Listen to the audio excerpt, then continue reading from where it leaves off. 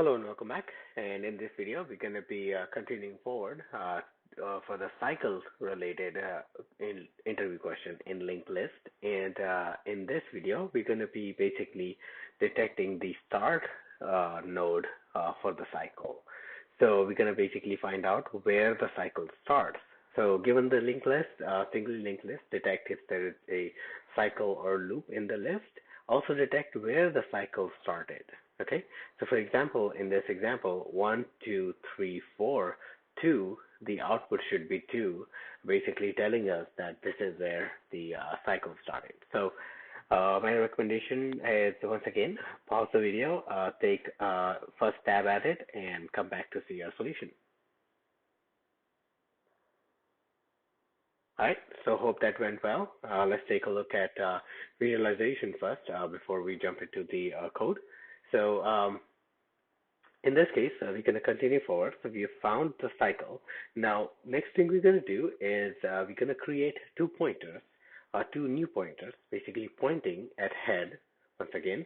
And now what we're going to do, we have that count value that we know the length of the cycle as well. So we're going to take our second pointer and increment it until the count is 0 again. So basically count it down and move the pointer.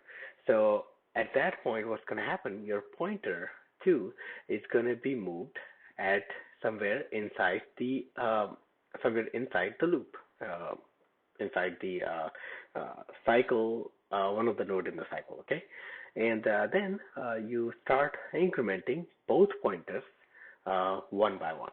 Okay, and eventually wherever those two pointers meet again, that is going to be your start of the cycle. Okay, so hope that clears it up.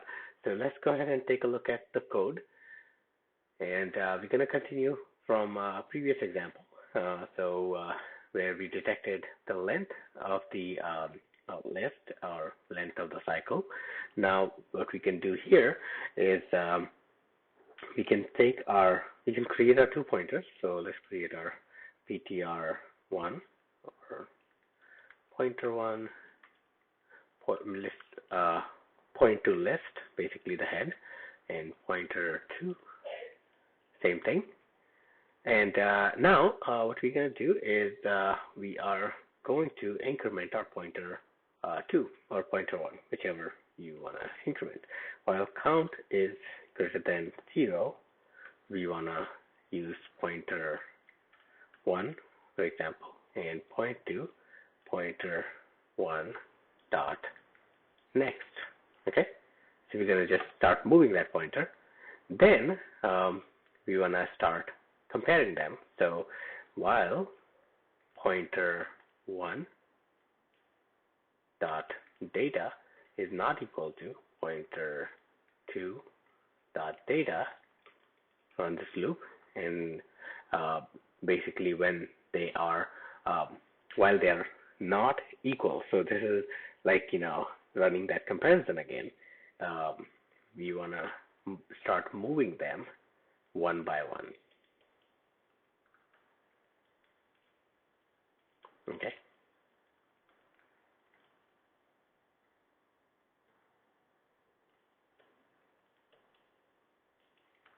Pointer 2 dot next.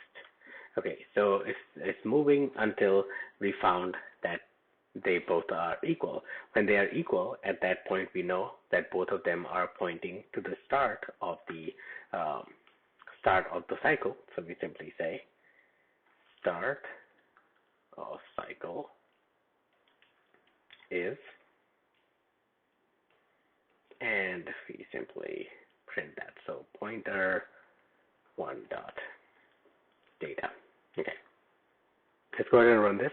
We should get 2 in this case for the start. And one mistake that we made, or I made, was I forgot to decrement our count. So let's go ahead and decrement that so we don't get like indefinite loop. And now, okay, so we have these two. Okay, so we have a problem and let's see what the problem seems to be. Um, so we are incrementing our pointer. So we have our pointer 1, pointer 2 pointing to the head, and then we say greater than 0, increment pointer to next, and decrement by 1. Okay, so there we go. So the cycle length was 3. Start of the cycle is 2. And basically, then once again, you have true is returning basically that there's a cycle. So as you know, that start of the cycle was 2 that we created, and length is 3. Okay, so that's how you basically compute the start of the cycle and detect the start of the cycle in the linked list. And this time complexity still doesn't change. Time complexity is still O of n squared. Okay. So hope that actually made sense, and that actually ends this linked list cycle related question. So these are all the variations that we have covered. There's one more variation where interviewer asks do this, or they may ask you to improvise it by asking you hey, do the same detection without counting, without using the count. So that's the topic for next video. We're going to take a look how we can actually count or basically find the start of the loop without doing the count. Okay, so that's going to be the next video. And thanks again for watching. I'll see you guys in the next video.